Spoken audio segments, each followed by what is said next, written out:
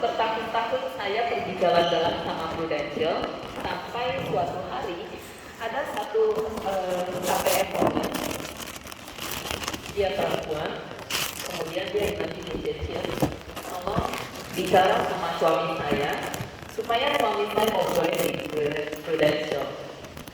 Ya udahlah, kita habis jalan-jalan sama Prudential, kemudian kita extend ke Israel.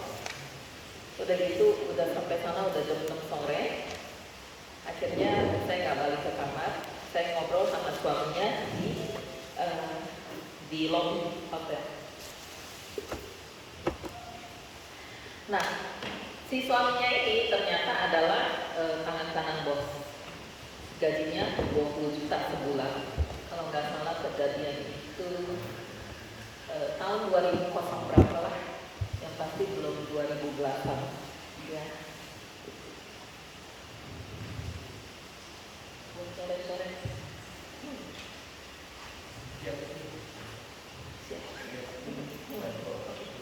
terus jadi ngobrol ya 2 jam 3 jam udah sampai jam 10 malam. Saya juga udah capek, tapi saya tipe orang yang nggak boleh ditantang. Kalau ditantang saya akan memenangkan pertandingan ya. Jadi waktu itu saya nggak nyerah, saya udah ngomong segala versi supaya dia mau join Prudential, tapi tetap belum mau join.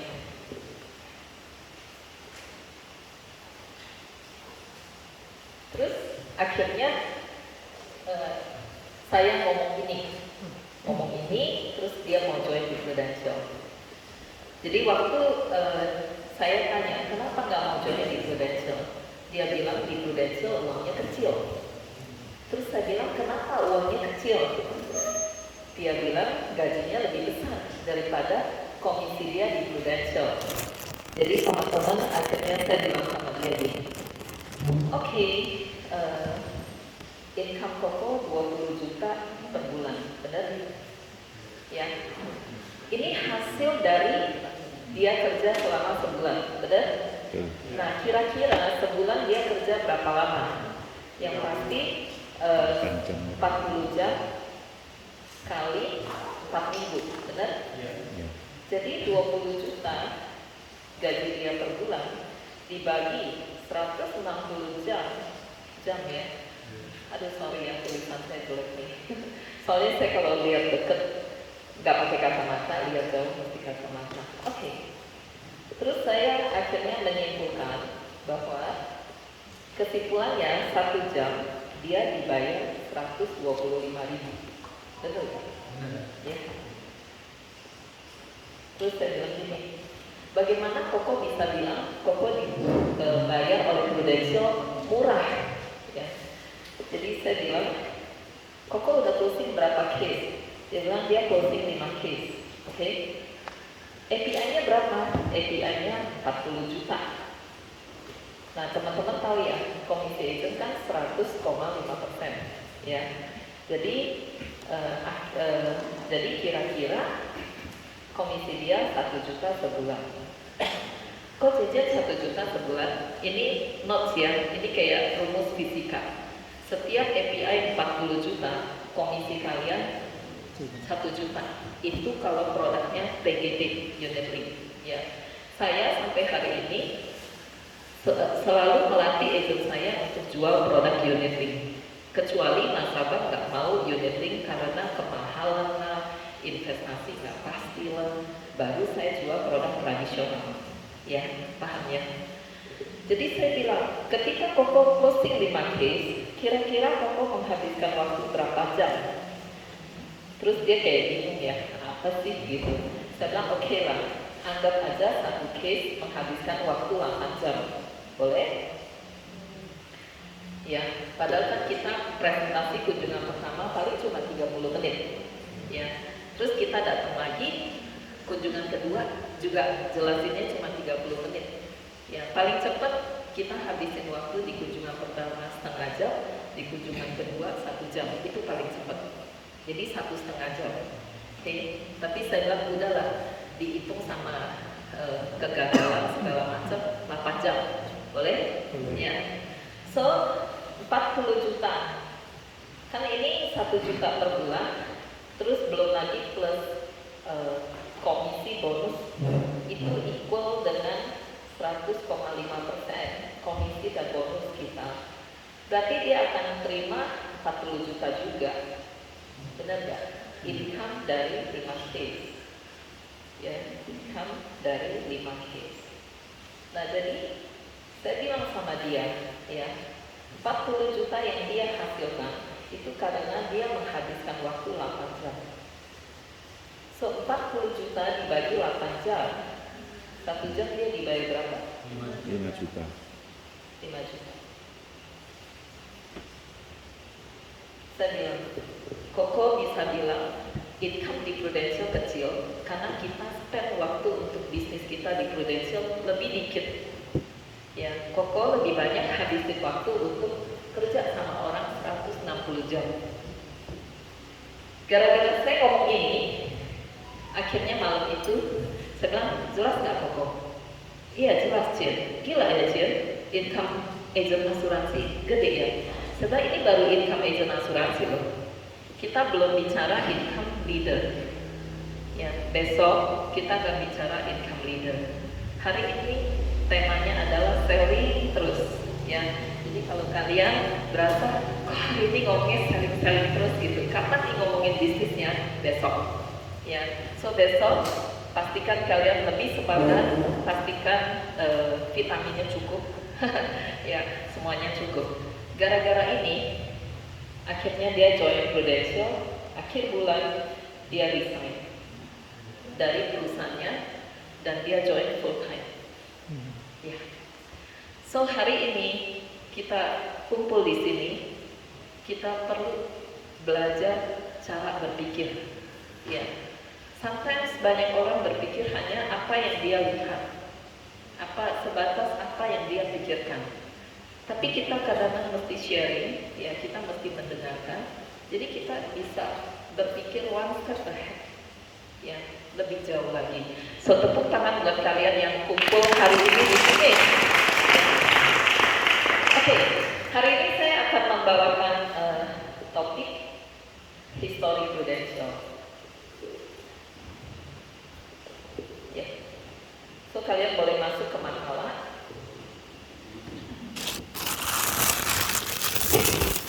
Ya, pakai dulu. Ya. Oke, kalian pasti tahu Prudential London ini, Prudential London itu berdiri tahun 1848. Ya, itu kalian dengar-dengar aja, itu sejarah Prudential. Tapi yang saya mau cerita adalah, kalian tahu nggak sih asal mula Prudential berdiri?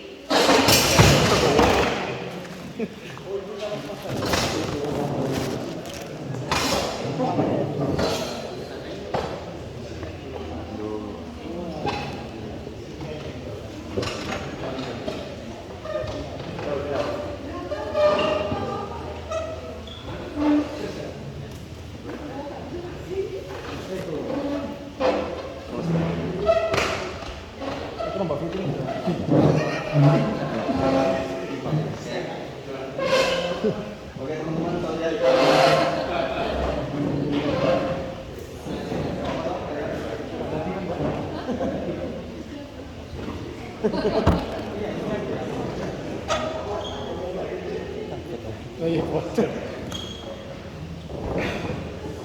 Katung fokus soalnya.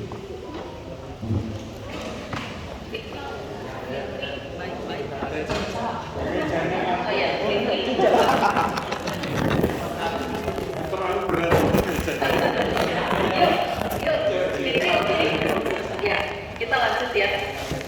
So kita balik ke Prudential, ya. Prudential berdiri tahun 1848. Ya, kita semua pasti belum lahir. Ya, ya, next. Oke. Tapi saya mau cerita tentang kedai kopi di Inggris. Jadi Prudential nggak mungkin datang-datang langsung besar. Ya, Prudential pasti mulai dari kecil. Nah, kecilnya di mana? Jadi ini cerita saya dapat dari leader saya setelah leader saya kembali dari London. Ya, jadi leader saya itu trip, extend, terus dia pulang, dia cerita bahwa dia mampir ke kantor Prudential di Holborn Bank, London. Ya, Gedungnya warna merah, saya juga udah mampir, ya. Oke, ya, saya udah mampir. Leader saya bilang ini, Cincin, waktu saya masuk ke kantor Prudential, ternyata kantor Prudential yang pertama itu udah jadi museum, ya. Terus udah pindah ke gedung yang lebih keren. Jadi kita akhirnya masuk di kantor Prudential yang lama yang jadi museum itu. Kita lihat loh, polis pertama ditulis pakai tangan karena zaman dulu belum ada mesin tik dan bla bla bla gitu, ya. Terus leader saya bilang, tau gak Cian, asal mulanya Prudential berdiri? Ceritanya nih, ada sekelompok bapak-bapak, ya, kira-kira hampir 30 orang, ya sebanyak kita lah ya, kumpul sebulan sekali, ya, kayak ibu-ibu arisan, ya. Kemudian si bapak itu habis kumpul-kumpul, keseringan ngumpul, suatu hari ada salah satu dari bapak itu nggak nongol gitu ya. Jadi temennya nanya, bapak itu kemana? Terus bapak yang lain bilang, oh itu istrinya lagi sakit berat gitu loh, lagi susah, jadi nggak bisa ngumpul. Kemudian akhirnya mereka ngobrol-ngobrol, mereka urunan uang, terus setelah urunan kasih ke bapak itu, ya. Berjalannya waktu berbulan-bulan lagi, di antara 30 itu, ada lagi musibah, ya, anaknya sakit, anak dari salah satu dari bapak 30 orang itu. Terus mereka urunan lagi, kirimlah tuh uang ke keluarga yang mengalami musibah itu. Akhirnya kejadian itu sudah menjadi budaya dari perkumpulan si bapak-bapak ini, ya. Terus terdengarlah di kubu yang lain, grup yang lain, ya. Terus di luar sana bilang gini, kita kepengen juga mau kumpul di perkumpulan ini, ya, karena mereka merasa tertolong sekali. Tapi yang ada di luar sana mau gabung, uangnya nggak sebesar kelompok si bapak-bapak ini gitu loh, ya. Akhirnya dibikinlah aturan, ya, Kalau bapak ini kan ngompak ya, misalnya urunan 1 juta, ya 1 juta semua siap keluar gitu loh, ya. Oke. Akhirnya mulai dibikin aturan, kalau bapak itu urunan 500 bukan 1 juta, nanti kalau ada musibah dia dibantu berapa gitu. Ada yang lebih kaya juga. Urunannya 2 juta aja. Dibikinlah aturan, kalau urunan 2 juta ada musibah, bayarnya lebih besar lagi dukungannya. Jadi akhirnya dibentuklah Prudential. Jadi kalau teman-teman dengar true story ini kisah nyata, kira-kira konsep Prudential berdiri, itu konsepnya bagus gak sih? Bagus. Jadi itu sama seperti arisan rame-rame, siapa yang perlu pakai dulu. Ya, konsepnya itu seperti gotong royong rame-rame. Tapi karena makin kesini jumlah orangnya makin besar, saya aja menghandle 5.200 case. Ya, oke. Tapi yang sampai hari ini aktif cuma 1.500. Cincin terus yang 3.500 kemana? Saya bilang itu yang 3.500 tidak komitmen. Jadi perkumpulan ini adalah perkumpulan yang komitmen. Kalau kita komitmen sampai akhir, kita pasti akan terbantu. Kalau kita nggak komitmen, kan banyak nih nasabah yang nggak komitmen, ada yang komitmen juga. Jadi kalau nasabah nggak komitmen, saya tanya sama kalian, semua orang di luar sana kalau nggak komitmen sama perjanjian, kira-kira untung atau rugi? Pasti rugi. Gak ada yang nggak komitmen, terus untung nggak ada. Semua yang nggak komitmen pasti rugi, ya. Oke. Jadi itu cerita kedai kopi. Cerita asal mula kenapa Prudential bisa berdiri. Jadi kalau ada orang yang bilang nih, saya kan kalau prospek kadang-kadang ketemu yang fanatik. Oh Cincin, kita nggak mau lah masuk asuransi, kita percayakan saja Pak sama Tuhan gitu. Saya bilang, kamu bukan percayakan sama Tuhan, kamu mencobai Tuhan. Ya, oke. Jadi ada cerita, ya. Terjadilah kebanjiran di sebuah desa.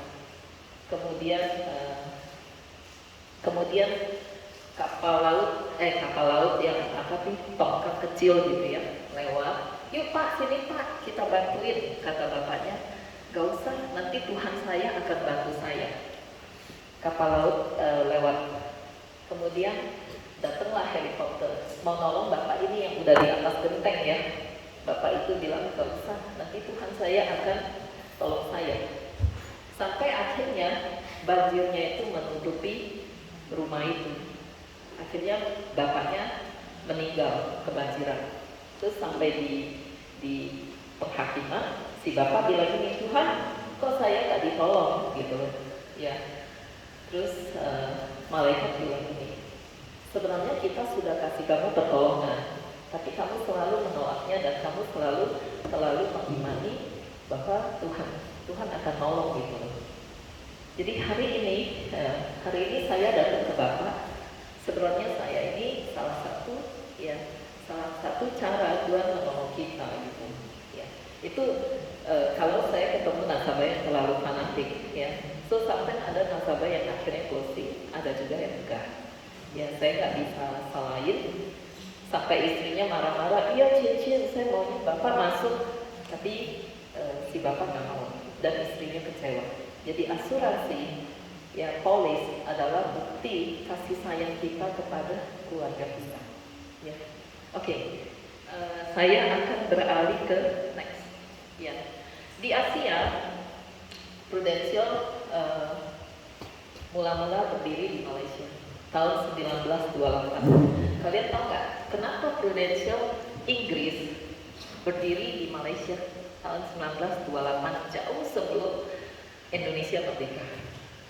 Ya, ternyata Malaysia ini adalah negara jajahan Inggris. Ya, makanya di Malaysia mereka bisa 3 bahasa. Bahasa Inggris, bahasa Melayu, dan bahasa Mandarin. Ya, makanya orang Eropa, orang Amerika, kalau mereka mau masuk ke Asia, mereka pasti masuk ke Malaysia dulu. Kenapa? Karena Malaysia menerima 3 bahasa. Jadi dari Malaysia itu bisa ke Indonesia pakai bahasa Melayu, ya, bisa ke China pakai bahasa Mandarin, ya, bisa ke Hong Kong atau ke Singapura pakai bahasa Inggris, campur-campur. Makanya penting sekali kita belajar bahasa. Tapi yang saya mau cerita adalah karena Malaysia paling lama ya, maksudnya Prudential paling lama di Malaysia, mereka kepengen fighting ya si Prudential tuh kepengen juara 1. Jadi ceritanya tuh leader Prudential Malaysia tuh kepengen mereka tuh juara 1 di Malaysia ya. Mereka berjuang dari tahun ke tahun, tetap aja nggak juara 1 ya. Sampai udah puluhan tahun itu nggak juara 1 ya, udah melewati tahun 60-an juga nggak juara 1. Jadi kebayang 28 sampai 60-an nggak juara 1. Suatu hari berkumpulan leader-leader nih, kayak kita kan pagi hari ini kita kumpul nih leader-leader, ngajak agent-agent gitu kumpul, leadernya meeting, akhirnya mereka membuat lagu ya, dan lagunya We Are Number One. Padahal sudah juara 1 belum ya, mereka karang lagu. Jadi lagu yang tadi pagi kita nyanyikan itu ngarangnya tuh di Malaysia dan leader Malaysia yang ngarang ya. Dan akhirnya itu dipakai oleh Prudential Corporate Asia yang bermarkas di Hong Kong. Itu menjadikan lagu kebangsaannya Prudential, bukan kebangsaan, kebanggaan ya. Oke, jadi kalau kalian nyanyi lagu itu besok pagi ya di pembukaan, kalian coba deh teliti kalimatnya. Kalimatnya bagus banget ya. Meskipun gagal, dia bilang take one more step, ambil lagi 1 langkah lebih gitu ya, to reach up the sky ya, untuk mencapai yang lebih tinggi gitu. Kata-katanya bagus. Jadi ketika kalian nyanyi ya, Kalian coba hayatin, terus kalian simak. Terus, who are we? We are number one, gitu ya. Akhirnya kalian tahu nggak? Hari ini Prudential ada di 13 negara, di 8 negara Prudential juara 1. Luar biasa ya? Luar biasa. Si Prudentialnya itu berapi-api, so kita juga mesti berapi-api. Nah, ya, terus, ya, oke, next. Ya, so kita masuk ke Indonesia. Nah, di tahun 95 Prudential masuk ke Indonesia. Ini cerita leader saya. Leader saya adalah orang AIG Lipo. Ya, jadi leader saya punya leader berarti nenek saya. Ya, dia cerita. Waktu dia di AIG Lipo, dia adalah top leader dan top agent di AIG Lipo. Di tahun 95 dia masih di AIG Lipo. Ya, sebelum 95 dia udah denger nih si Prudential mau masuk ke Indonesia. Mereka udah deg-degan. Mereka udah secara mental tuh, waduh kita pasti kalah perang nih. Gitu. Kenapa? Karena Prudential udah juara 1 di Malaysia, juara 1 di Singapura. Ya, pokoknya udah di negara dekat udah juara 1. Jadi akhirnya masuklah ketakutan mereka tuh Prudential akhirnya masuk ke Indonesia tahun 95. Nah ini saya kasih note kecil ya. Ada perusahaan yang namanya Ajet, logonya warna biru. Ya saya nggak usah sebut ya. Dia juga masuk ke Indonesia tahun 95. Ya, oke, next. Nah di tahun 2004 ya. Oke. Di tahun 2004, Prudential sempat dipilotkan, tapi sebelum 2004, di tahun 2002, ya, ada perusahaan yang warnanya hijau, namanya Manuk, ya, kalian pasti tahu, ya. Oke, dia tuh duluan dipilotkan. Oke, kalian mungkin nggak dengar cerita ini. 2002, si Manuk tuh dipilotkan, ya, oleh sindikat pengacara, ya, sindikat pengacara. Udah ada kuratornya, pengacaranya semua, terus dipilotkan selama 3 bulan. Entah bagaimana berjuang, akhirnya tidak pilot. Tapi tidak merubah undang-undang kepilotan yang ada di Indonesia. Undang-undang kepilotan terhadap perusahaan asuransi di Indonesia. Dia tidak berubah. Dia cuma akhirnya nggak pilot gitu. Ya, 2002. 2004 ini ada sekelompok orang-orang di agensi. Pastinya mereka adalah yang melatih saya. Karena saya baru join di Prudential itu tahun 2001. Ya, jadi 5 tahun kemudian saya join di Prudential. 2004 mereka ribut-ribut ya. Kemudian mereka pilotkan Prudential 1 bulan 10 hari. Jadi saya ngalamin nih, masa Prudential dipilotkan, kita pokoknya telepon biasa cuma bayar 100.000, 200.000 hari itu. 1 bulan bayar 2,7, 3,4, 2,8, 3 bulan loh. Kok mahal cincin? Iya semua nasabah telepon. Kalian bayangkan saya tahun pertama, saya closing 83 case. Tahun kedua, saya closing 106 case. Ya. Jadi itu tahun kedua kan 2002 kan, ya 2004 dipilotkan, saya diteleponin dan saya nggak boleh kabur loh, pura-pura handphonenya loh biar nggak boleh. Saya tetap angkat, ya, oke, saya tetap angkat dan saya tetap jawab, ya. Nah, kenapa saya begitu pede? Ini yang saya mau ngomong, ya, oke. Karena dalam kondisi pilot 1 bulan 10 hari itu perusahaan itu di blok, ya. Nasabah mau stop premi pun nggak bisa. Nasabah mau tarik uang pun nggak bisa. Hari itu ada satu nasabah saya mau klaim. Dia bilang ini Cincin, dia mau klaim yang ketiga kali. Dia bilang Cincin, saya dengar Prudential pilot. Ini gimana nih, tante lagi masuk rumah sakit nih. Tante tenang aja ya tante. Pokoknya kalau Prudential nggak bayar, saya yang bayar. Kalian bisa kan nih kayak saya deh, ya. Ya, oke. Kalian tahu nggak kenapa saya begitu pede? Ya, karena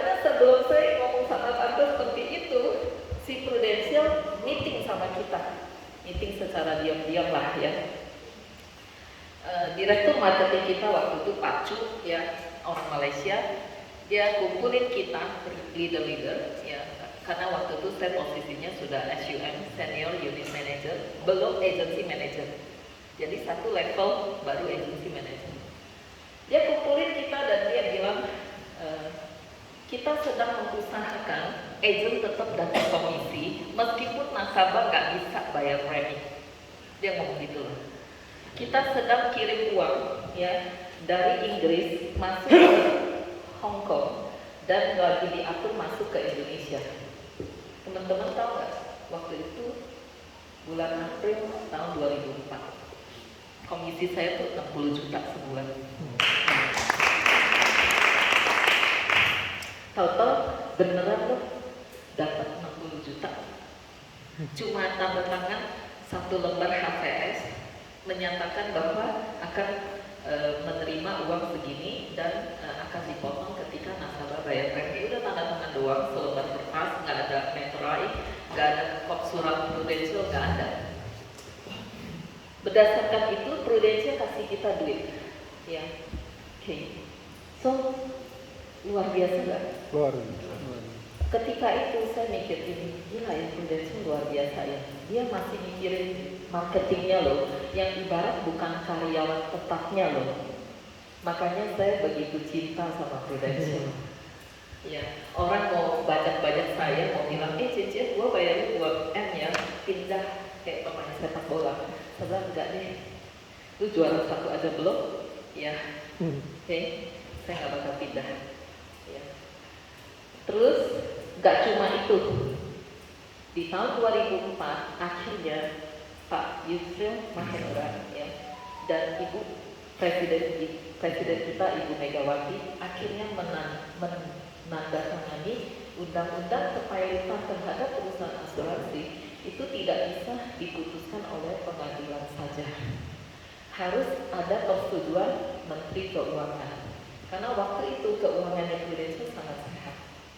Ya, cuma undang-undang di pengadilan tuh 2 orang utang, udah jatuh tempo, belum bayar, udah tuh perusahaan bisa dipilot. Jadi berubah karena Prudential.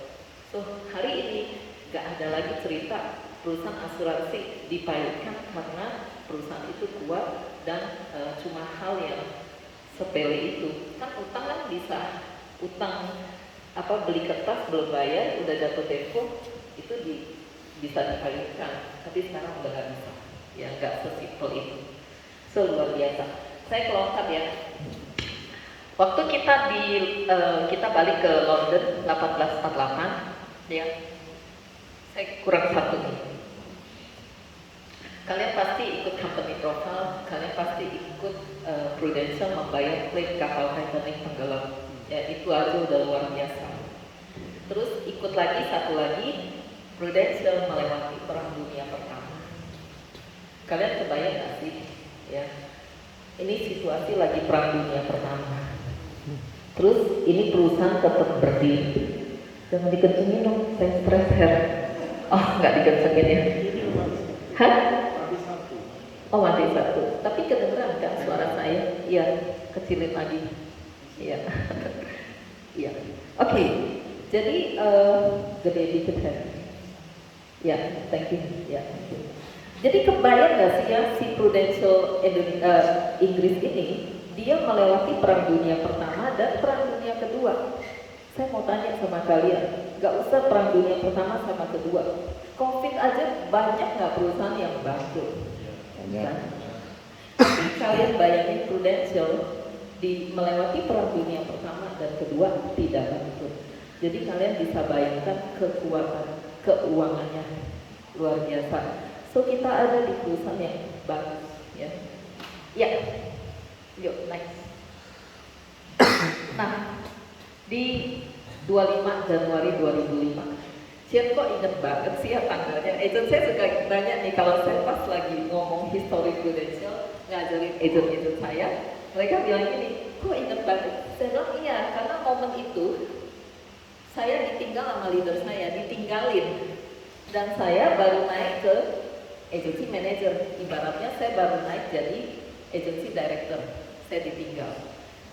Sebelum 2005 Januari, mereka sempat samperin saya dan mereka bilang ini, Cia, kita nih 3 tingkat di atas kamu, kita mau keluar dan mau tinggalkan Prudential. Kamu tinggalin Prudential kan? Kamu ikut kita pindah. Saya bilang saya nggak pindah. Ya, terus saya bilang sama leader saya nggak ikut pindah. Oke, kenapa? Karena saya adalah seorang pengusaha. Ya, saya memproduksi baju anak-anak tahun 2001, income saya 100 juta sebulan sebelum saya join Prudential. Jadi saya bukan ecek-ecek gitu loh. Ya, leader saya waktu dia join Prudential tahun 97, dia adalah sekretaris showroom mobil BMW. Ya, jadi saya udah tahu level pemikirannya. Dia berpikir dari sudut sebagai karyawan. Saya berpikir dari sudut bisnis. Pasti udah beda. Ya, orang yang bisnis adalah bos. Ya, dia nggak bisa cuma mikir satu bidang. Dia pasti akan mikir ini itu semua banyak banget. Ya, besok saya akan cerita. Karena besok kita bicara recruiting, besok kita bicara bisnis, besok kita bicara recruiting. Ya, jadi selling hari ini bicara fondasi. Ya. So leader saya pindah dan saya disuruh pilih. Karena saya adalah pebisnis, ketika saya join di Prudential dan saya lihat leader saya punya leader, berarti nenek saya, income-nya 250 juta tahun 2001. Dan dia umurnya lebih tua dari saya 7 tahun. Ya, waktu itu saya umur 30, dia umur 37. Waktu 2001 income saya 100 juta, income dia 250 juta. Saya mikir gini, waduh, gue kalau digabung terus, bisa nggak ya 250 juta? Nggak yakin. Kenapa? Karena baju perempuan, anak-anak, itu up and down, ya, bukan kebutuhan pokok gitu. Ya, oke. Jadi, akhirnya saya pikir penasaran juga ya, belajar dari orang yang punya income 250 juta sebulan. Karena rasa penasaran itu, saya akhirnya oke lah, tanda tangan aja aplikasi itu. Karena dulu tanda tangan aplikasi itu nggak bayar, hari ini juga nggak bayar. Tapi ujian AAJ-nya bayar, cuma potong komisi ya. Jadi saya habis join karena saya berbisnis, saya pikir suatu hari saya harus bisa semuanya. Jadi saya dari agent itu saya udah nurut banget sama mereka. Nurut, mereka suruh apa aja saya kerjain. Ya, karena saya berpikir bicara garment saya lebih hebat dari mereka.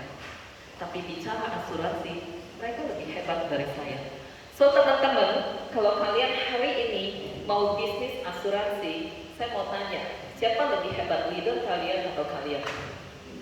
Leader. So kalian harus nurut ya, supaya jalannya lebih cepat. Karena leader lebih tahu jalan mana yang paling cepat sampai di tujuan. Kata orang ada 1000 jalan menuju Roma, betul. Tapi cuma ada satu jalan yang tercepat, ya, yang tersimpel. Leader pasti kasih kita jalan yang paling mudah, ya, dan paling cepat. So kita tepuk tangan buat leader kita. Ya. Jadi waktu itu saya belajar, ya. Jadi di tahun 2005, ketika saya baru menginjakkan kaki saya ke AD, saya udah menguasai hampir semua sistemnya. Boleh bilang semua lah, saya udah menguasai. Cuma saya belum action. Ya, saya cuma tahu aja belum action. Ya, so kita harus belajar, ya. Terus satu lagi, kalau kita berada di perusahaan nomor 1, kita udah menang poin, ya. Karena untuk bisa menjadi juara 1, mana ya? Power tag saya. Ini pastikan, ya. Oke.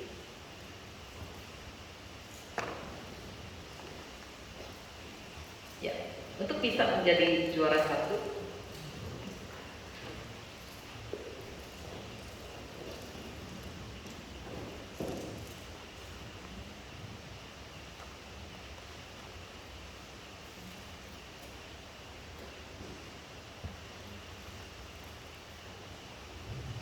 kalian harus tahu ya, kalian harus tahu Prudential ini di Indonesia nih udah juara satu selama 21 tahun. Jadi saya beruntung juga ya, pas 2001 saya join Prudential, tahun depannya dikasih laporan bahwa tahun 2001 Prudential juara satu. Sampai hari ini saya di Prudential selalu juara satu.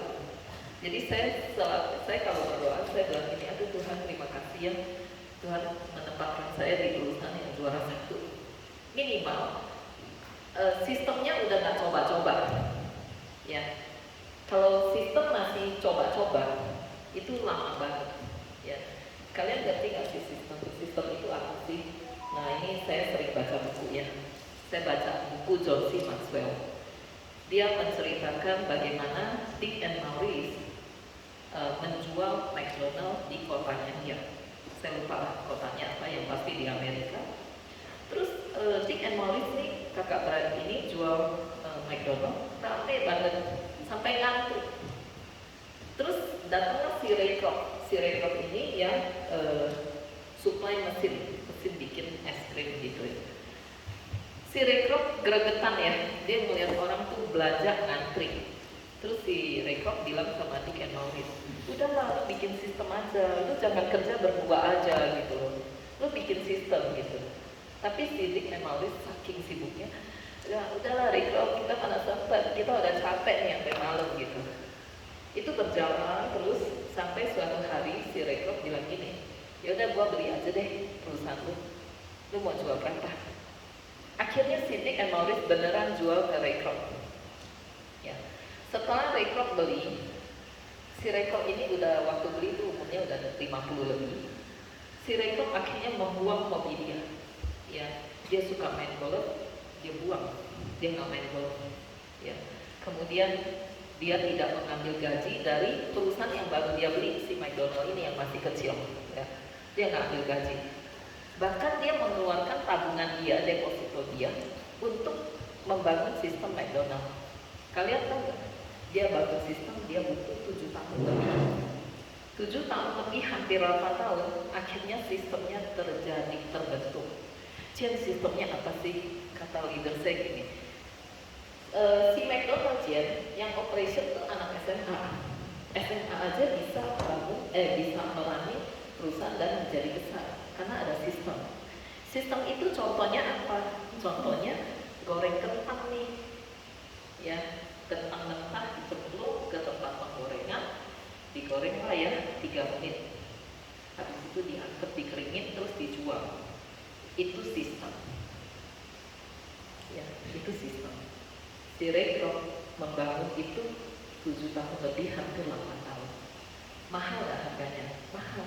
Bisa sampai di sana, sampai sedetail itu uji cobanya 7 tahun lebih. Hari ini kita join di Prudential, kita nggak usah uji coba sistem, nggak usah kita menghabiskan waktu 7 tahun lebih keburu tua kali ya. Kita cuma datang, nurut sama sistem, terus kita sudah bisa jalankan.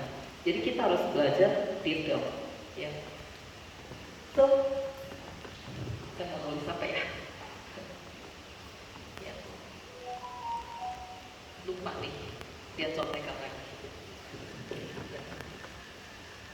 Oke, jadi sistem itu mahal, ya. Sekarang si McDonald menjual sistemnya. Kalian tahu nggak sistemnya McDonald dijual berapa? Saya mau tanya dulu deh. Siapa yang pernah ke McDonald? Pasti kita semua angkat tangan, benar? Siapa yang pas ke McDonald, ketemu sama bosnya dan kalian yakin banget, tahu banget itu bosnya gitu? Siapa? Gak ada. Siapa yang kepengen jadi bosnya? Gak ada yang mau angkat tangan, gak ada yang mau. Oke, saya juga kepengen jadi bosnya, ya. Karena saya kepengen jadi bosnya, jadi saya cari tahu. Ya, saya tanya sama nasabah saya yang jadi accounting, finance, CFC. Saya bilang gini, Chris, kalau saya mau beli franchise-nya CFC, berapa duit ya? Terus si Pak Chris ini, nasabah saya bilang gini, dia tangan kanan bos ya, dia tanda tangan cek uang CFC keluar sesuai. Dia bilang gini, Cian, kalau yang di airport tuh harganya 700 juta. Oh, iya. Terus saya cek di McDonald. Kalian tahu McDonald 1 juta US dollar, 15,2 M. Kemarin dolar 15.200. Ya. Cincin kok tahu sih? Ya, karena masih ada satu anak saya kuliah, anak saya yang ketiga kuliah di Amerika dan di New York. Ya.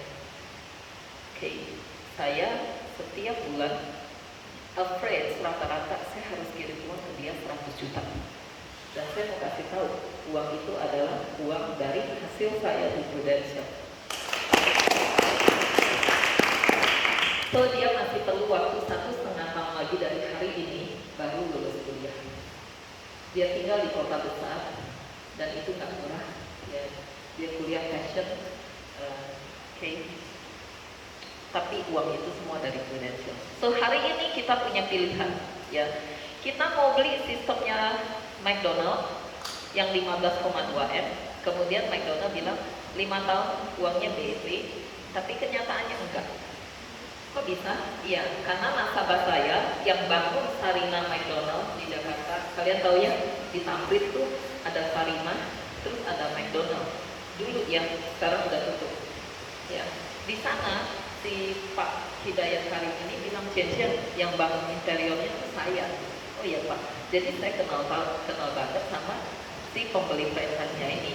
Ya, itu baru break even tuh hampir 8 tahun. Ya, itu Sarina McDonald.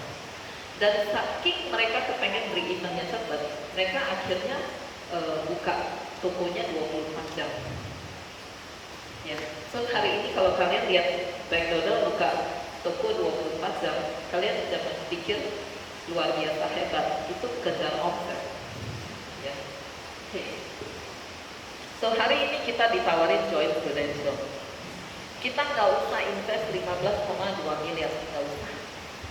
Kita yang penting nurut follow system. Ya, oke. Terus kita 5 tahun punya income 100 juta. Cincin gimana nih caranya dapat 100 juta sebulan? Yang besok kita ngomong. Ya, besok kita kan bagaimana caranya. So kalau teman-teman dikasih pilihan, kalian di luar sana cari 15,2 miliar supaya punya McDonald, atau kalian join di Prudential, nurut follow system, gak usah lulus jurusan asuransi, gak usah. Ya, terus 5 tahun kalian bisa dapat 100 juta.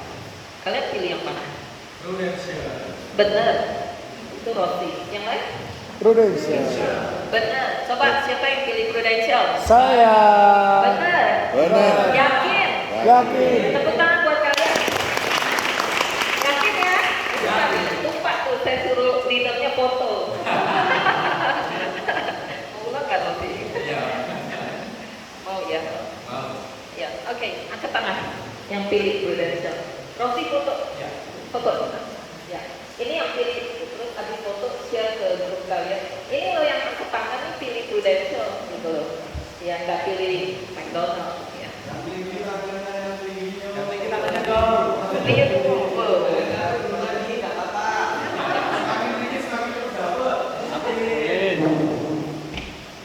Oke, terus ya udah lanjut ya next. Di 2012 saya menghadiri meeting di Taiwan, ya. Saya lupa, salah, di Macau. Waktu itu kita nginep di Venetian Hotel, tadi ada ya. Oke, itu hotel keren banget. Terus pas kita sampai di sana, leader saya bilang ini, Cincin, nanti malam mau nggak nonton pacu? Saya bilang, kenapa? Ngapain? Dia kan udah nggak di Prudential, ya. Oke. Kita mau meeting aja. Kayaknya dia mau ngobrol-ngobrol soal GE. Saya GE, Great East, ya. Dan saya nggak sebut lanjutan lah. Karena saya cinta sama Prudential, saya bilang gini, nggak mau. Saya pasti nggak mau ngomong sama dia. Buat apa? Kamu meeting sesuatu yang tujuannya nggak sesuai sama kita. Saya bilang, kamu mau meeting di? Saya ngomong sama leader saya. Justru gue nanya lu gitu, ya. Sorry ya, saya ngomongnya bahasa Jakarta. Gue nanya lu, oh kalau lu nanya gue sih, gue pasti nggak mau. Mendingan gue pergi ke bar aja. Gua santai-santai kongko aja. Yang mungkin gua tanya sama lu gimana cara rekrut atau apa gitu loh. Ya udah sih, kita nggak ketemu. Kita nggak ketemu sih Pak Cu itu. Tahu teman-teman, kita memang nggak ketemu.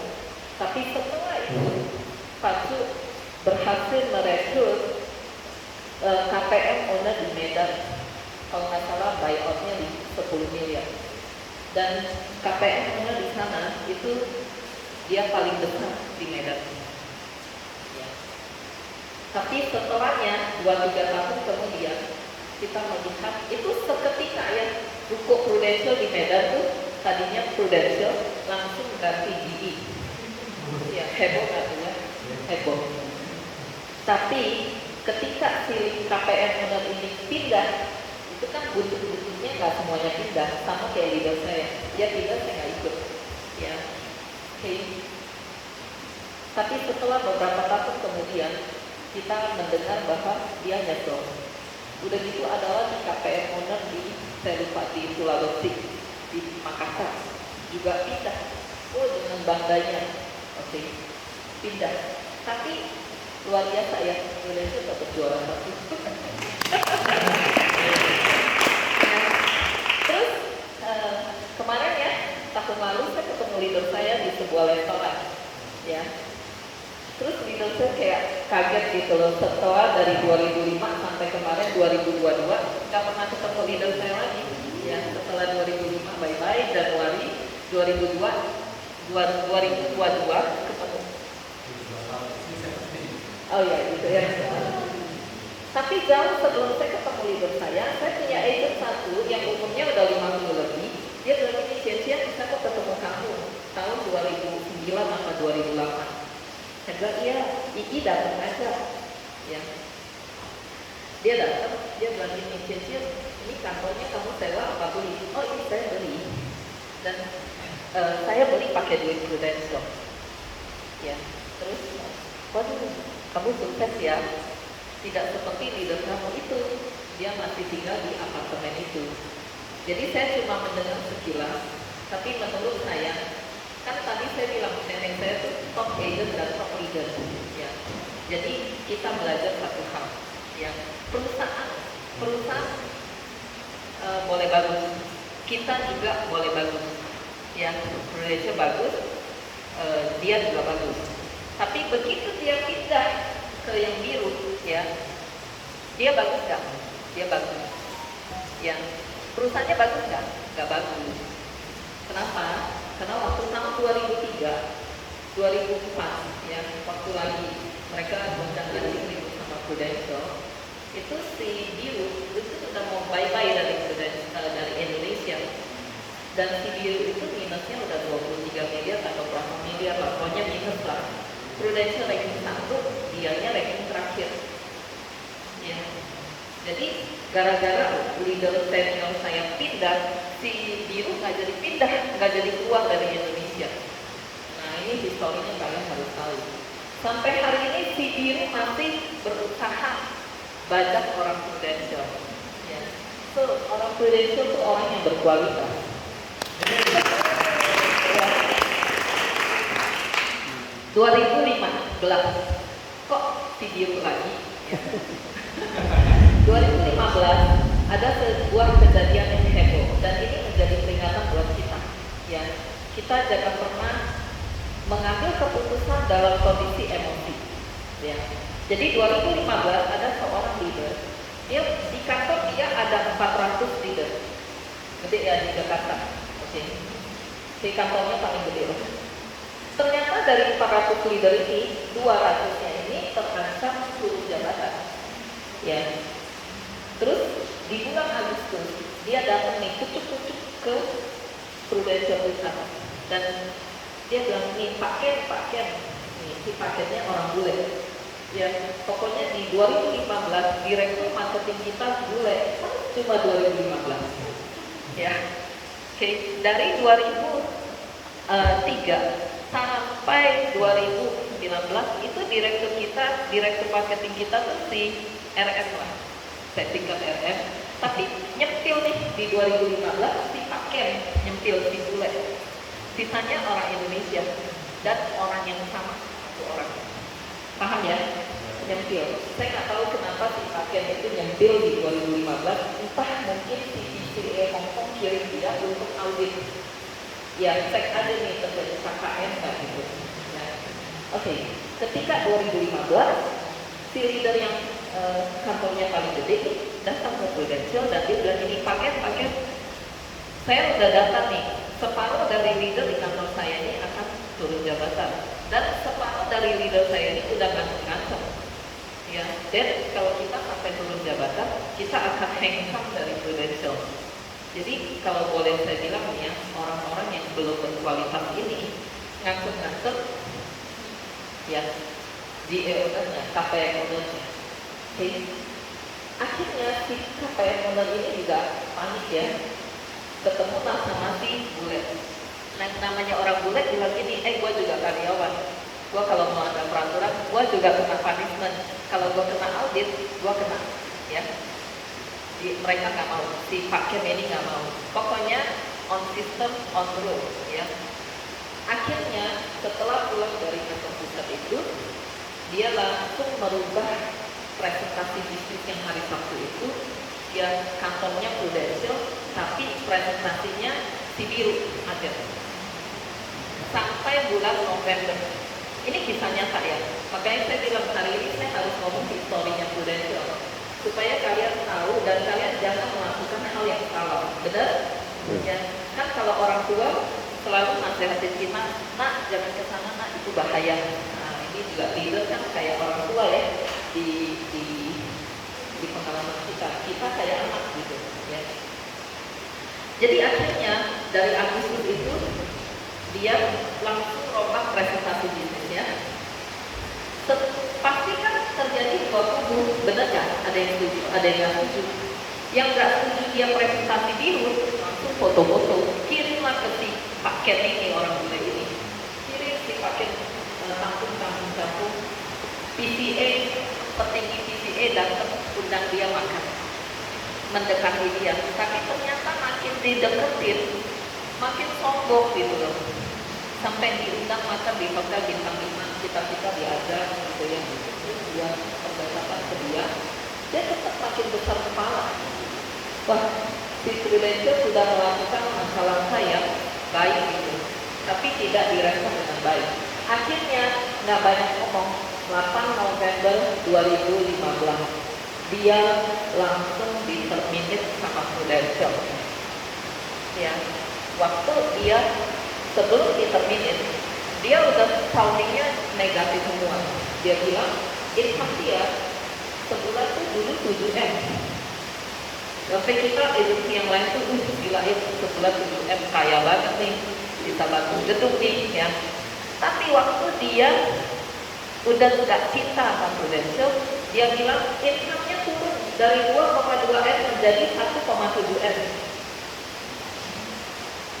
Terus saya mikir gini, dulu saya dengar 7M, kok sekarang bilangnya 2,2M, terus turun lagi jadi 1,7M. Kira-kira kesimpulan kalian apa? Saya bilang ini nggak berintegritas nih, ngomong 7M sama 2,2M turun ke 1,7M saya percaya. Tapi dari 7M ke 2,2M itu yang benar 7M atau 2,2M. Oleh sebab itu, ya saya bilang sama agent saya, orang ini asbun aja. Kalau orang yang asbun, kalian mau ikut dia nggak? I love dia maksudnya. Ya, so tips saya nggak ada yang ikut dia. Ya, meskipun ada beberapa yang lemah-lemah ikut dia. Tapi hari ini saya mau bilang, ya, nanti bulan Maret 2023, si biru pangkas separuh komisi agent. Dan itu udah heboh di Instagram. Ya, dunia persilatan asuransi nggak tahu. Ya, so kita yang tetap setia di Prudential yang warnanya merah itu, tepuk tangan buat kita.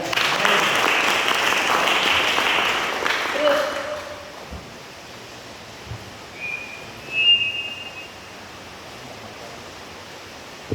ya, dia diterminate karena dia melanggar kontrak. So Prudential nggak sembarangan ya. terminate orang. Prudential juga nggak sembarangan menolak klaim. Ya, besok lah kita itu. Oke, di 2020 kita punya direktur yang lama tuh, yang judulnya RM. Kalau sekarang kan RC, ya. Oke. Tiba-tiba setelah 1 tahun dipensiunkan di Prudential, tiba-tiba setahun kemudian kan mereka ada green apa sih? Ada perjanjian hijau, ya. Jadi mereka board of director CEO, ya. Kalau misalnya mereka dipensiunkan dari Prudential, mereka harus tanda tangan kontrak bahwa dalam 1 tahun mereka nggak boleh masuk di perusahaan kompetitor. Nah, setelah melewati green apa sih perjanjian, ya, ya green agreement, ya, akhirnya tiba-tiba dia nongol di FWD. Waduh, ya, kita kaget banget. Ya, kalian tahu nggak? Itu FWD adalah perusahaan nomor 1 di Hong Kong, ya, yang punya memang konglomerat Hong Kong, ya. Oke. Tapi kemarin saya ke Palembang, saya ketemu RADD Palembang X, ya, bekas RADD Prudential Palembang. Saya tanya Pak Yus, gimana kabarnya di perusahaan baru? Dan dia di perusahaan baru bukan di manajemen, dia di agency, jadi mirip sama kayak kita. Dia bilang, ya Bu, tetap aja ya si Prudential juara 1 ya Bu. Soalnya kalau saya prospek, orang bilang, kok kenapa kamu nggak Prudential aja? Kenapa kamu yang lain? Ini perusahaan apa sih? Kok kita nggak kenal sih? Kok kita nggak tahu? Jadi susah juga sih. So kalian harus bersyukur ada di perusahaan nomor 1. Ya, so Prudential tetap juara 1. Ya.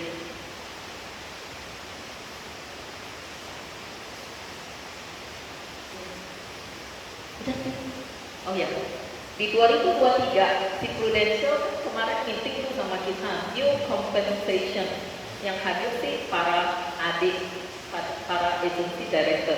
Tahu nggak? Kita punya bonus naik dari 40% ke 50%. Iya ya Jim, iya. Tapi ada syarat dan ketentuan berlaku. Ya, saya harus produksi 600 juta API dalam 1 tahun, baru bonusnya ekstra. Ya, kalau bonusnya masih mau sama seperti tahun sebelumnya, itu produksinya 200 juta API. Dan menurut saya itu wajar-wajar aja perusahaan naikin target. Ya, jadi tepuk tangan buat Prudential, luar biasa. Ya, pesan saya tidak gampang sebuah perusahaan bisa juara 1. Ya, tadi saya lupa tuh yang mau saya sharing. Jadi sebuah perusahaan bisa juara 1 itu karena semuanya happy. Siapa aja yang happy? Jadi ini Prudential ya. Oke. Ini juga saya belajar dari Pak Cuk ya. Kita punya direktur marketing yang tahun 2001 sampai 2004. Apa? Ya. Udah? Aduh, jam foto udah 9:30. Waduh, kok cepet amat ya? Ya. Ya. Jamnya dimundurin sejam ya?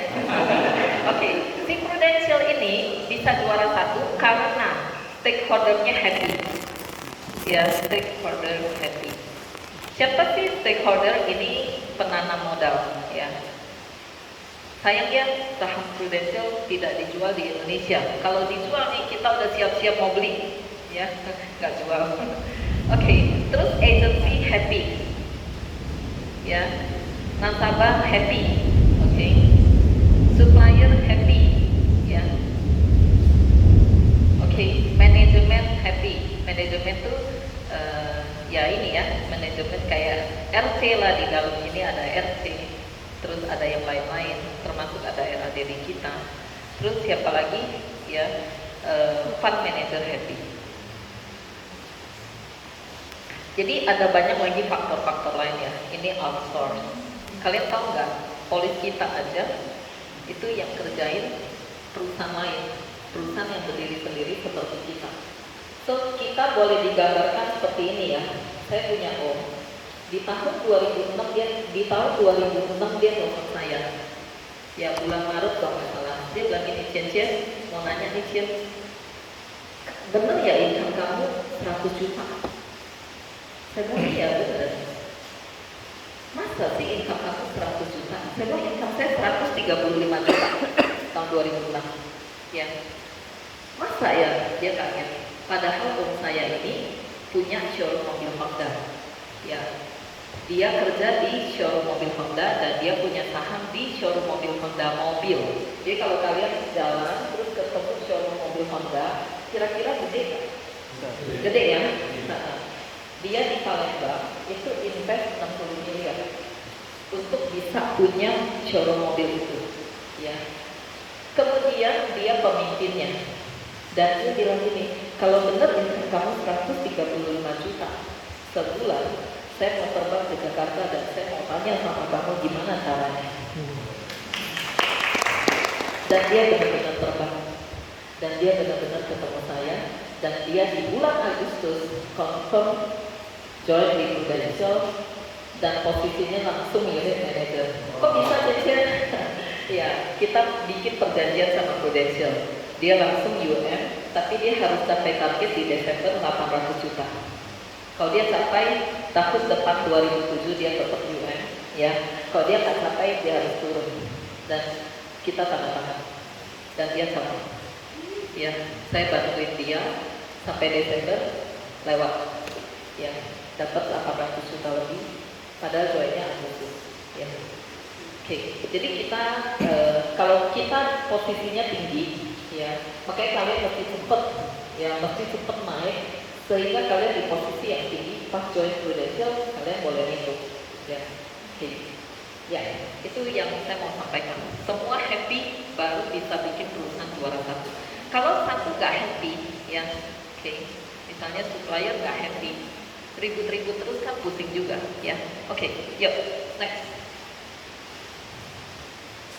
Nah, kemarin kita melewati masa COVID ya. Oke, selama COVID ada bisnis yang turun ke fall dan ada bisnis yang naik. Ya, kalian bisa lihat bisnis yang turun adalah bisnis restoran, terutama travel. Ya, travel turun ya. Oke, terus pom bensin, ya orang di rumah terus jadi nggak beli bensin. Ya. Kalian lihatlah ini, termasuk spot ya. Bisnis. Jadi ada bisnis yang turun, terus ada bisnis yang naik, bisnis apotek, rumah sakit, online learning, naik telekomunikasi, ya. Tapi ada bisnis yang berdiri di tengah-tengah, yang pokoknya mau pandemi kek, mau apa aja, dia nggak, ya, apa aja itu bisnis pendidikan, bank, ya, terus makanan pokok, agrikultur, terus insurance. Ya, terus pabrik sebenarnya turun juga sih. Oke, jadi kita ada di bisnis yang benar.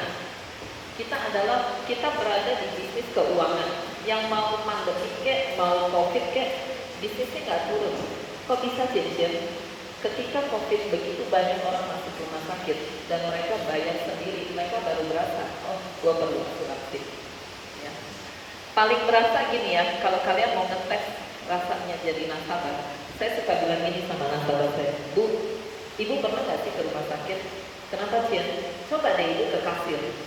Soalnya saya pernah ke kasir rumah sakit Kemayoran dan saya bilang gini, Sus, mau nanya dong Sus, hari ini pasien yang keluar dari rumah sakit tapi pakai asuransi berapa orang? 20 yang minta Kemayoran. Oh ya, boleh tahu nggak? Yang dari Prudential berapa orang? Dia bilang 17 orang. Yang tiganya siapa? Yang tiganya tuh si biru, si hijau, si kuning, si lain-lain dan lain-lain. So Prudential luar biasa besarnya. Meskipun leader yang kantornya paling besar keluar, itu tetap bikin Prudential juara satu sampai hari ini. Bayangin ya, 2015 sampai hari ini 2022 itu report kita masih tetap kita juara satu. Nanti muncul pertanyaan lagi, Cecil, tapi itu sono si biru dia ini, gue juga juara satu. Oh ya betul, juara satu di levelnya dia. Kan kalau pemain petinju kan juga ada level. ya kan kelasnya. Nah kita udah di kelas yang paling berat dan kita juara 1. Ya hebat ya. So kalian harus berbangga.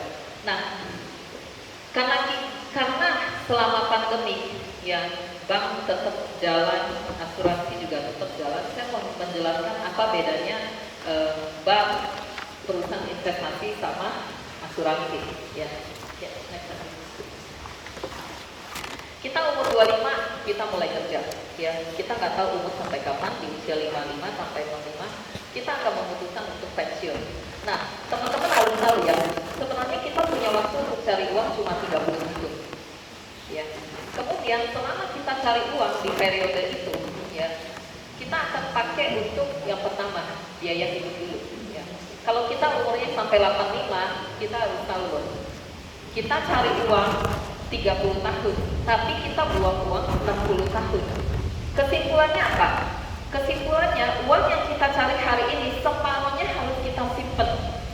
Kalau enggak nanti hari tuanya jadi pengemis loh, minta-minta sama anak. Ya jangan bangga, malu harusnya kita. So hari ini kita belajar untuk lebih intelek, ya. Kita simpen. Nah, waktu kita cari uang, mau nggak mau kita pasti akan keluar uang untuk biaya hidup, uang sekolah anak, rekreasi dan gaya hidup. Jadi gaya hidupnya jangan kemewahan, harus sesuai. Pokoknya jangan kita pasang daripada siap. Ya. Nah, uang itu saya suka bilang sama nasabah, uang itu adalah uang jangka pendek. Kamu taruh aja di bank, jangan taruh di kita. Karena begitu nasabah taruh uang, kemudian dia pakai nih dari hari ke hari, pakai untuk ini, akhir bulan habis juga. Dia taruh di bank. Jadi kalian harus tahu, bank itu adalah uang numpang lewat, bukan tabungan. Benar? Ya, bisa jelaskan ke nasabah, bank adalah uang numpang lewat. Kemudian, ketika seorang nasabah kita bisa melengkapi kebutuhan yang jangka pendek, dia ternyata masih punya uang lebih, dia kepengen beli rumah, mobil, barang-barang mahal, atau kuliahin anak. Gak semua orang tua bisa kuliahin anaknya ya. So, dia akan simpan uangnya. Pilihan yang paling gampang adalah taruh di deposito. Pilihan yang agak signifikan ya, spekulasi itu taruh di investasi. Mau agak gampang taruh di logam mulia LM. Kemudian taruh di valuta asing. Kita beli dolar ketika murah, terus kita jual ketika mahal, cuan juga. Ya. Atau kalau kita punya bisnis, kita cemplung lagi ke bisnis kita. Saya mau kasih tahu, instrumen ini semua itu mengatur keuangan kita jangka menengah. Cincin kok jangka menengah? Iya, karena kita nabung-nabung sampai 5 tahun, udah banyak kita beli rumah. Ya, kita nabung-nabung udah banyak, ya kita bayar uang kuliah. Itu semua kebutuhan uang jangka menengah. Jadi kalau ada nasabah yang bilang gini, wah cincin kalau gitu saya mendingan taruh aja di bank. Saya langsung jelasin ini. Saya bilang bank fungsinya beda sama kita. Oke, lanjut ya. Kita perlu nggak dana pensiun? Perlu. Di hari tua kita mau nggak medical check up? Harus medical check up. Ya teman-teman saya yang umurnya baru 45 aja udah kayak orang panik. Ya tiap 3 bulan medical check up. Saya bilang kamu buang duit aja. Ya. Masalahnya kalau medical check up hasilnya jelek, ceritanya kemarin dokter vonis dia sakit kritis, dia berurusan nggak sama rumah sakit? Berurusan. Kalau dia nggak punya asuransi, pusing nggak? Hari ini pagi ini nasabah saya keluar dari rumah sakit Siloam Kebonjeruk, dan nasabah saya 2 hari yang lalu operasi pasang ring di jantung 5. Kalian tahu nggak biayanya berapa? 189 juta, bla bla bla, hampir 190 juta. Preminya 5 juta sebulan. Saya cuma mau bilang gini, kalau kalian taruh 5 juta kalian di bank, perlu berapa tahun untuk bisa menjadi 190 juta? Coba deh kalkulator. 190 juta dibagi 5 juta. 38 tahun. Berapa tahun? 38. Berapa bulan? Kan 190 bagi 5 itu baru dapat bulan. 3,2 Iya, 3 bulan. tahun 8 lakukan. Nasabah saya ini, kan ini bulan Februari ya. Bulan Januari kemarin, bulan lalu, dia operasi katarak. Ya, di Jakarta tuh habis 30 juta lebih.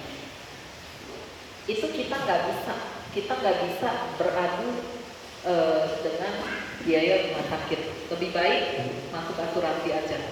Ya, artinya kita pakai uang kecil itu 5 juta menurut dia untuk beli uang besar yang tidak bisa diprediksi.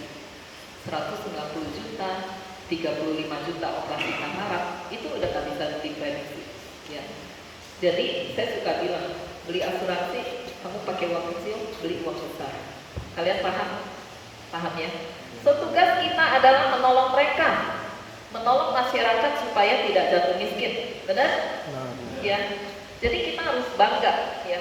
Nah, dari kita lahir sampai kita meninggal, ya. Setiap orang punya resiko. Resiko yang paling ditakutin orang adalah resiko kecelakaan. Kok kecelakaan? Iya, kalau kecelakaan nggak mati, kasus loh. Kenapa? Salah satu kamu ngelihat nggak orang di kursi roda nggak bisa berbuat apa-apa, hidupnya sangat tergantung orang. Ya, kalau di sekeliling dia bisa digantung, ya oke. Kalau enggak, ya oke.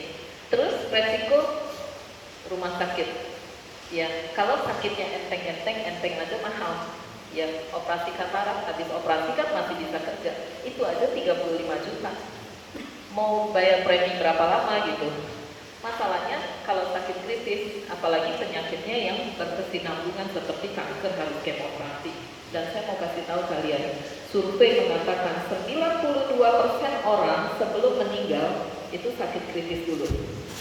Makanya kalian perlu jual PCP 88 untuk menolong mereka mengatur keuangan dengan baik. Kalau mereka nggak beli PCP 88, begitu mereka sakit, mereka mengandalkan cover rumah sakit PPH, ya. Itu ingat ya, PPH itu nasabah nggak bisa kantongin uang. PPH itu prudent bayar ke rumah sakit, ya. Tapi kalau PCP 88 mereka bisa kantongin dan bisa menjadi pengganti income mereka ketika mereka nggak bisa bekerja. Terus yang terakhir, meninggal, ya. Ketika seorang pencari uang meninggal, itu keluarganya, keuangannya pasti berantakan. Kalau kita adalah pencari uang, ya, kita harus punya asuransi yang cukup. Ya, benar? Yakin? Yakin. Siapa yang yakin? Saya. Yakin. Yakin. Tepuk tangan buat kalian. Yuk, lanjut. Aduh, udah habis nih waktunya. Oke, terus ngebut kita ya. Ya, Prudential hebatnya mengatur semua keuangan ini. Jadi Prudential mengatur keuangan yang mendadak, ya, dan mengatur keuangan jangka panjang. Saya suka ketemu bos dan bos bilang ini, Cincin saya nggak perlu asuransi. Saya bilang kamu sih hebat, bisa ngatur karyawan kamu yang jumlahnya ribuan, hebat. Tapi kamu harus tahu satu hal, ya, kamu nggak tahu kapan sakit, kamu nggak tahu kapan kecelakaan, kamu nggak tahu kapan meninggal. Mungkin sakit sama kecelakaan bisa lewat, ya, nggak terjadi. Tapi meninggal sih pasti. Masalahnya nggak tahu. Kalau kejadian siap nggak uangnya? Ya, nggak siap. Bos yang gede aja, dia cari asuransi, cari saya juga gitu loh. Ya, oke, yuk. Nah, kita masuk ke kenapa kita pilih bisnis asuransi? Karena ini dari IMF ya, kamu tahu kan? Kalian tahu kan International Monetary Fund, dan datanya Oktober 2022. Indonesia rank 7. Ya, Indonesia adalah negara dengan ekonomi terbesar di dunia. Jadi kalau ada agent asuransi yang bilang ini ada kejadian resesi, itu mah informasi yang global aja. Itu tidak terjadi di Indonesia. Dan kalian harus tahu, Indonesia masyarakatnya itu sangat konsumtif. Jadi karena sangat konsumtif, sehingga perekonomian kita tuh cepat pulih. Maksudnya gini loh, dapat uang dibelanjain lagi, dapat uang dibelanjain lagi. Jadi itu perputaran uang itu terus cepat banget. ya. Dan itu kelebihan masyarakat Indonesia. Memang nggak banyak nabung, tapi mereka konsumtif sehingga perekonomian itu cepat juga. Ya, oke, next.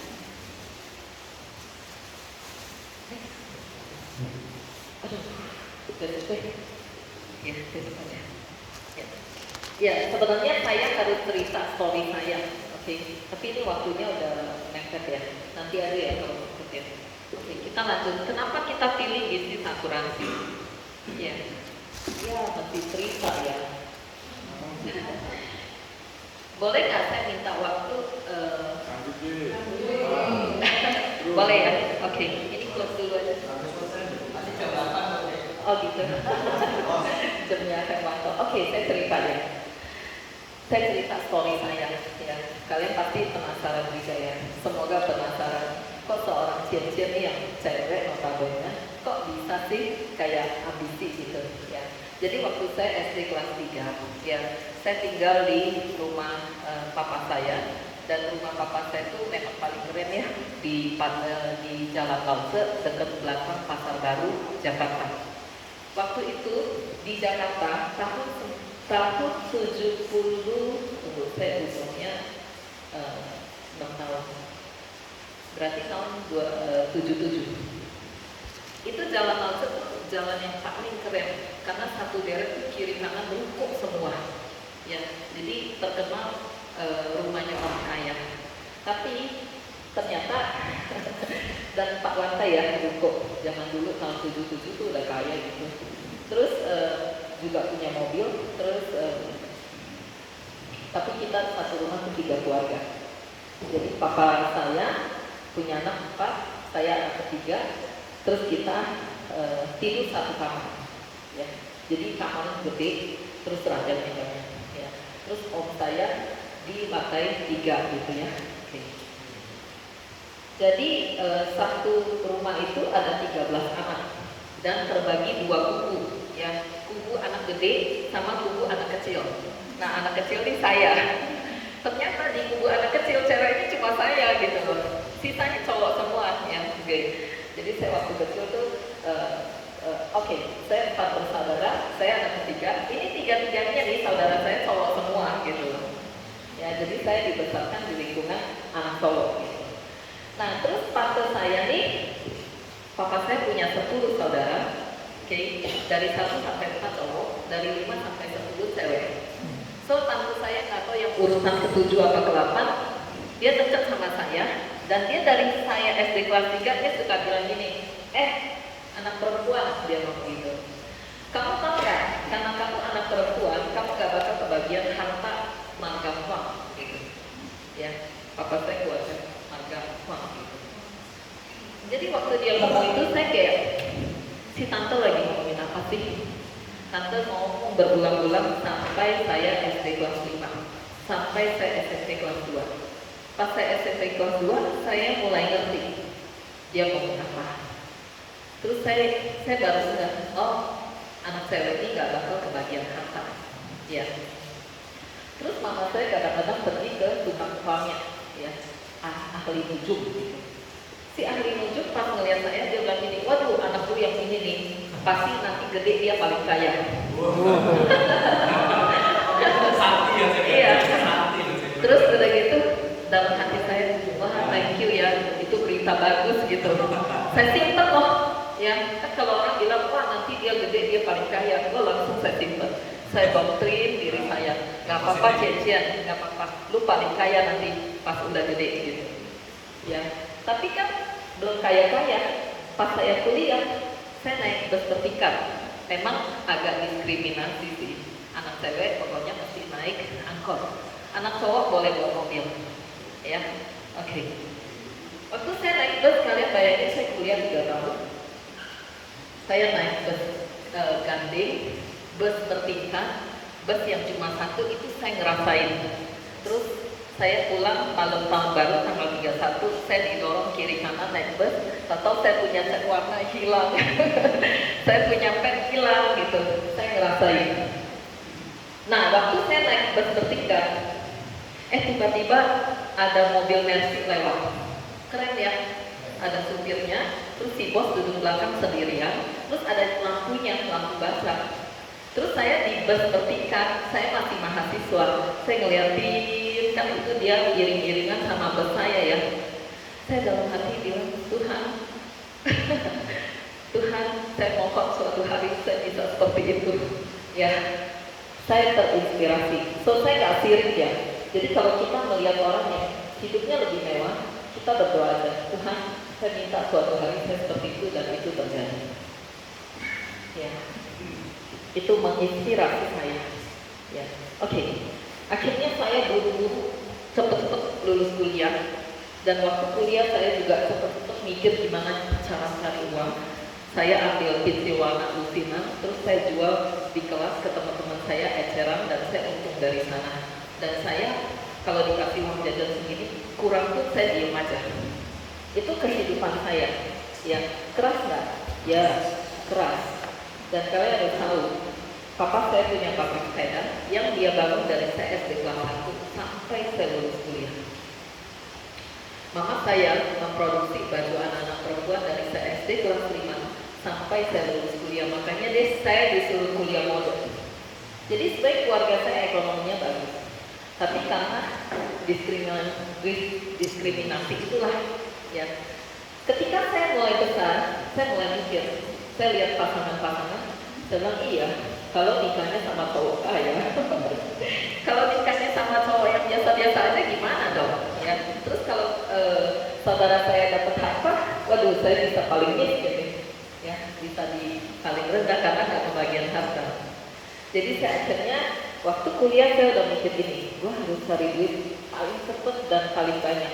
Jadi ketika papa mama saya harus bagi harta, mereka bagi ke saudara saya, tetap saya hartanya balance. Ya, akhirnya saya kuliah lebih cepat 1 tahun, lulus kuliah. Saya umur 21 saya udah lulus kuliah.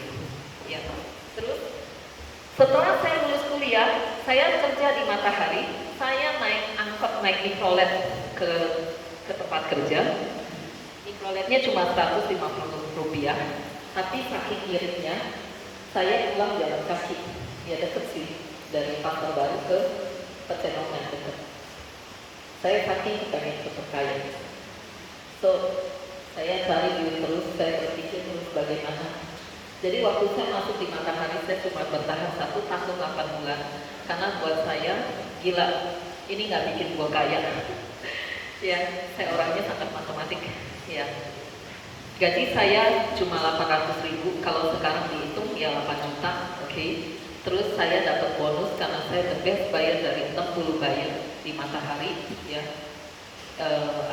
Saya dapat bonus 2,7 juta. Akhirnya saya putuskan saya berhenti dari Matahari setelah saya nego sama mama saya. Saya lebih memilih dari mama saya daripada saya tetap kerja di Matahari. Jadi waktu itu saya selalu mencari orang yang lebih sukses dari atasan saya, lebih sukses dari yang lebih sukses lagi. Dan saya menemukan mama saya lebih sukses daripada atasan saya di Matahari yang waktu itu usianya 35. Saya akhirnya nego sama mama saya dan saya bilang, saya mau kerja sama mama 2 tahun aja. Oke, setelah 2 tahun saya akan pelan-pelan mengundurkan diri. Jadi saya akhirnya kerja sama mama saya dan saya mengumpulkan uang hampir 40 juta. Di usia 25 saya beli ruko. Rukonya nyicil ya, cuma bayar DP 30%, kalau nggak salah 32 juta. Kemudian sisanya saya nyicil di bank 5 tahun, tiap bulan saya bayar 3,2. Dengan perhitungan gue harus masukin mesin jahit berapa, harus produksi berapa, omset berapa. Dan saya berhasil. Ya. Sampai di 1995, di 2001 saya ketemu agent Prudential. Saya kasihan sama dia, saya nolong dia, tapi dia bilang harus datang ke Prudential. Saya datang, saya ketemu top leader yang income-nya 250 juta dan saya terkejut karena dari tahun 95 sampai 2001 garment saya berkembang. Ya, setiap hari ada 100 tukang jahit yang jahit buat produksi saya dan semua produksi saya ini saya ekspor ke Jeddah, ke Dubai sehingga kita profitnya lebih besar. Ya. Akhirnya 2001 saya join Prudential, saya jadi nasabah, saya jadi agent. Oke, sampai di 2002 saya hampir sakit bulan April. Waktu bulan April saya hampir sakit, saya akhirnya harus memutuskan saya mau pilih Gartner atau Prudential. Karena buat saya sehat lebih penting daripada uang. Ya. Akhirnya, next, saya membuat satu perbandingan.